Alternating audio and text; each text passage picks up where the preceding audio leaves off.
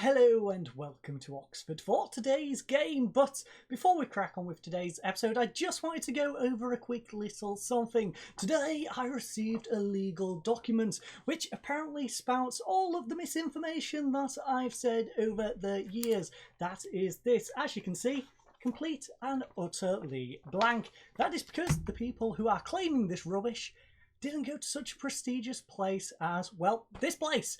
So, without further ado, let's crack on with today's episode. Enough rambling about other weird stuff behind the scenes. Let's crack on with today's episode. Let's have a little look how we got on against QPR, Charlton, and of course, the wannabe Oxford of Cambridge. Although not reflected in the overall score, for the most part this game against 10th place Queen's Park Rangers was a pretty one-sided affair, and this all started only 10 minutes in as Vokes nodded in the corner. Goss then went from provider to scoring 8 minutes later as he put one away from the penalty spot. And then in the second half, we started just as well, taking Vokes just 8 minutes to nod in his brace to make it free. All this before then QPR put on the scare, not only once but twice as they managed to find the back of the net. Match 2 then saw us welcome episode 8th opponent, struggling 14th place side Charlton.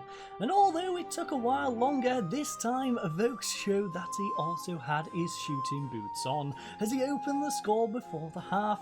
Next up, just under an hour in, Adiapan then grabbed a goal before a third and final back-to-back Vokes brace made it free.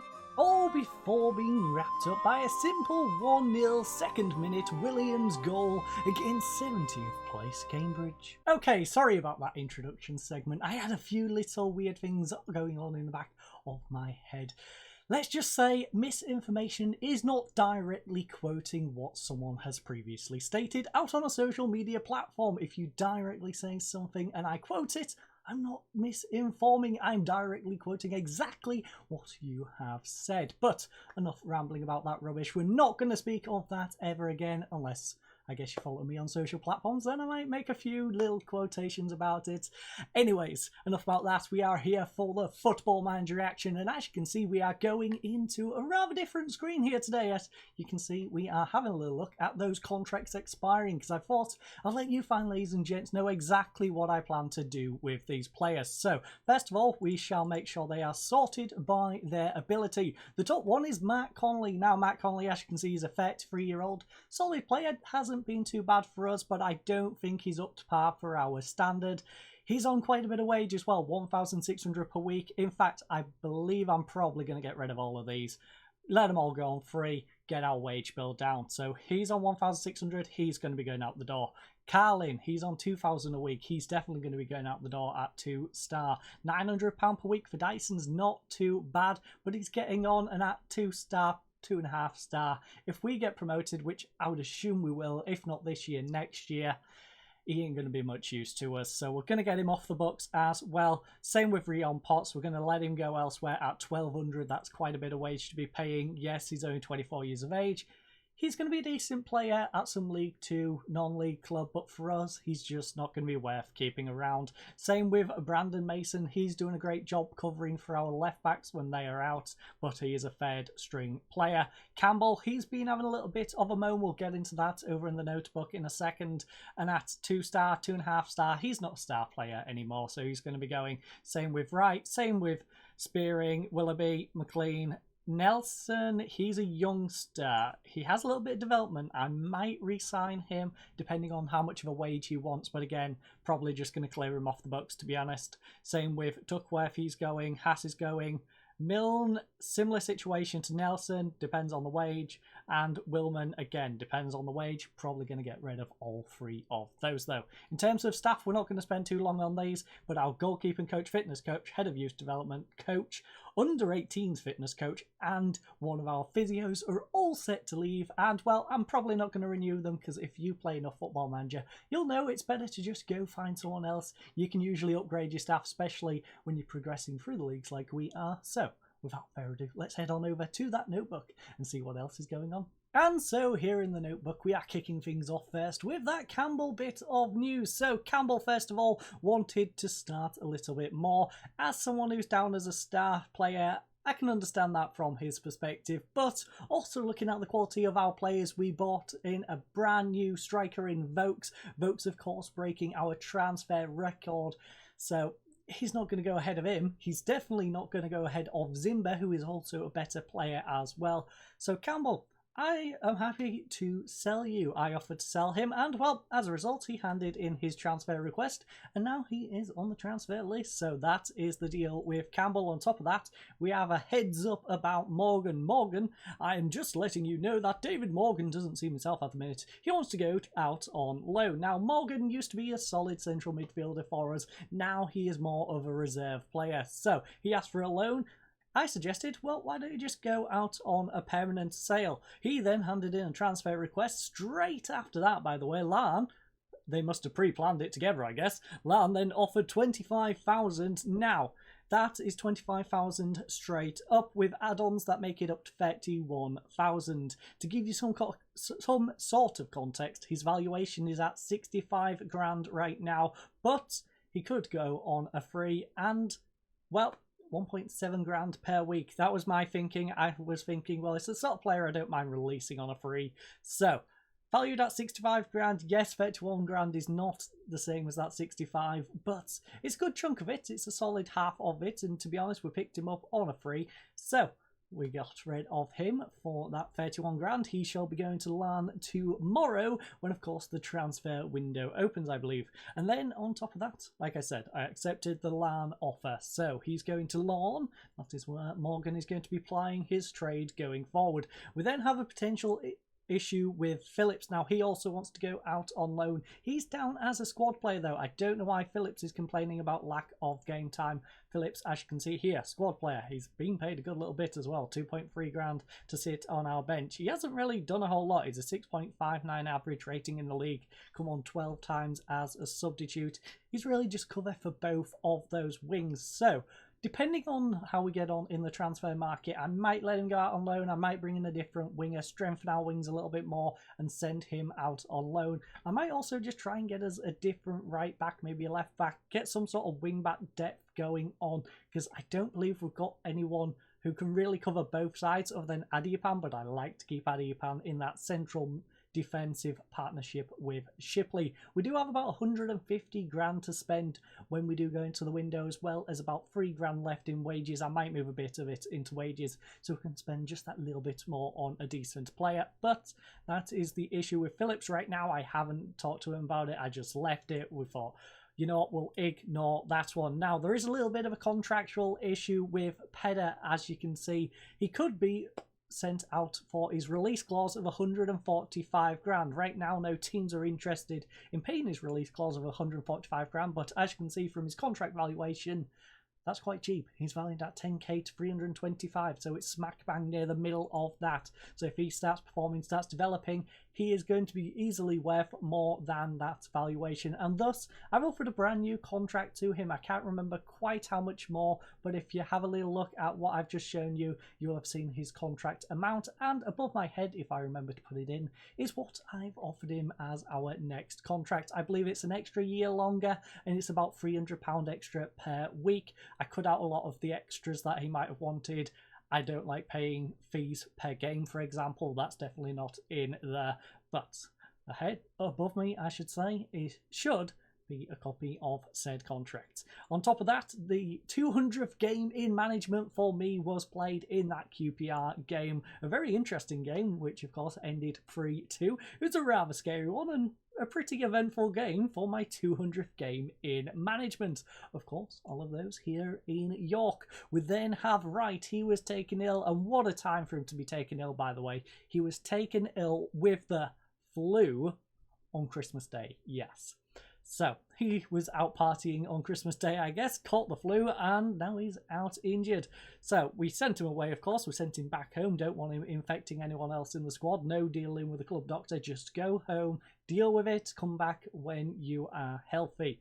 On top of that is also some bad news regarding McLean. I can't remember if I previously covered this or not, but McLean is set to retire.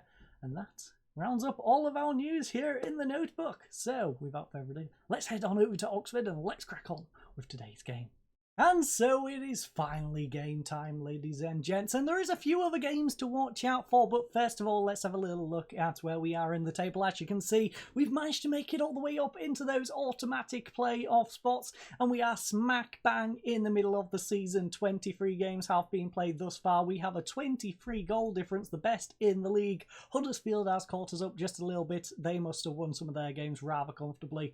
They are on 20, but we have 2 games in hand over them, and if we can win both of those, we will actually go above Huddersfield on goal difference. Now, I don't think we will. I think we are probably resigned at best to being second. I can see us slipping into the playoffs, even maybe just missing out on the playoffs. I could see us dropping as far as that 7th place spot, because as you can see, there is a bit of a gap forming between 7th and 8th, as there is between us and Plymouth, and, well, us and Huddersfield. So there is a few little gaps forming in there. I think that top 7 block is probably roughly going to be the top 7 block by the time the second half of the season has concluded, but we could be the team that finds ourselves in that 7th spot, the one team that misses out in that entire block of teams. But speaking of big games here today, besides ours, of course, which should be a rather comfortable one, we are taking on Oxford, but they are battling to stay in the league as they hover just above the relegation zone, so they will make a hard game of it.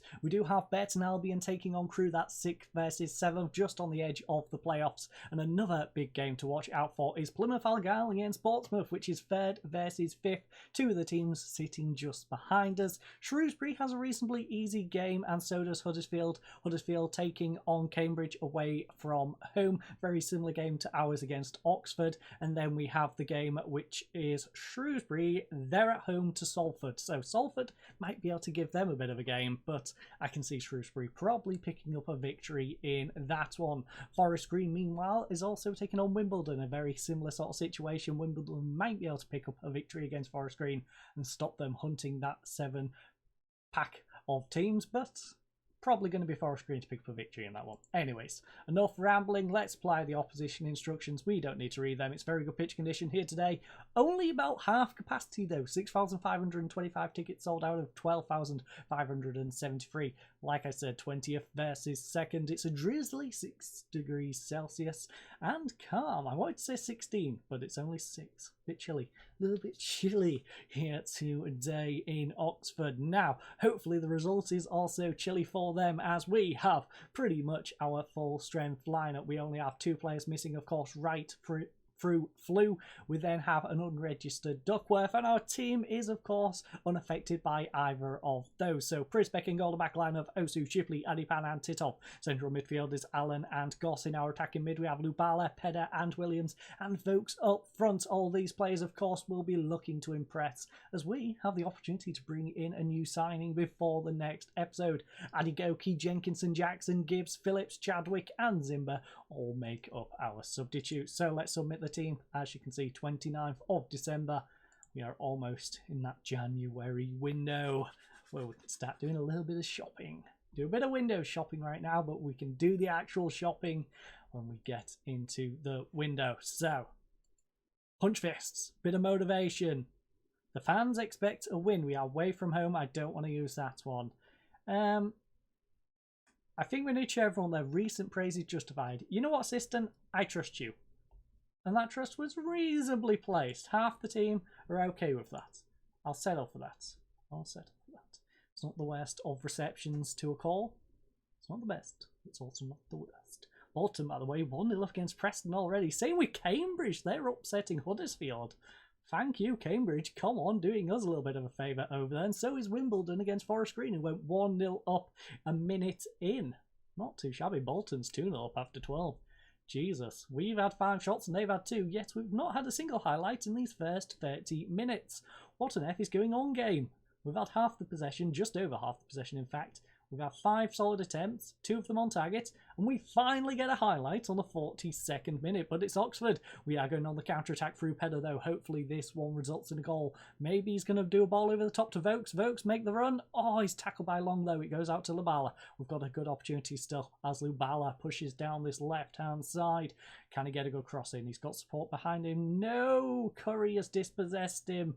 Osu, you maybe should have pushed a little bit further towards Lubala. Gave him that option to just pass out of there. Instead, though, it's Curry to come down this right-hand side. Lubala misses his tackle. He runs round Osu, plays it inside to Goodrum. Goodrum up to Chaplin, and ladies and gents, Oxford. Oxford against the turn of play. Would have had a goal, but he was offside. We can breathe a sigh of relief. Osu on a 6.6. Williams on a 6.4. Jesus. Okay, so we've been doing most of the work, but as you saw, we've not had a single highlight. So, let's get assertive. I don't like what I've seen, lads. I don't like it. I do not like what I've just seen. That has motivated everyone, but has it motivated the players we need it to? We need Williams and Osu to start picking things up, otherwise they will be going off the pitch. Elsewhere, Forest Green has taken the lead against Wimbledon 2-1. Cambridge still has that lead, which is nice. Fortnite against Huddersfield. Goss is going to play it up to Pedder. Pedder now back to Alan. We do need to keep an eye on our clock as well as those other fixtures, because I have been fixated on other fixtures in the past and managed to miss our transfers, I would say. No, not transfers, substitutions. Goodrum, though, coming down this left-hand side. He's been rather dangerous today. Whips it in, back post. I think... You know what? I'm going to pause it a second. Osu's picked his game up. He's up to a 6-7. Williams is still struggling, and Pedder is tired. So you know what? We're doing it a little bit earlier than usual, but Williams and Pedder are both going off. Phillips, you can come on. You want to show what you can do? Come on and do it right now. Gibbs is going to go into that cam spot. It was either going to be him or Chadwick, of course. I think I'll give Gibbs the shout this time round. Perhaps we might drop him back. We will drop him back because Goss is getting tired. But Lubal is also tired. Lubal is having a better game, though. So, Gibbs is going to go back there. Chadwick's going to go there, regardless of what happens here. That is the plan. The only thing that might change... Okay, we don't get the highlight. I've managed to kill the highlight. Not sure if that's a good or a bad thing, but I killed the highlight by making the substitution. Stop that free kick from being dangerous at all. That's just how you do it. Simple. Titov has picked up a knock. It might be a gashed upper leg. Why are you injuring my players? Of course, I made that third substitute, didn't I? Oxford. Oxford. You can't do it like this. Don't do me dirty like this. Gashing his leg to try and get us down to 10 men. Okay.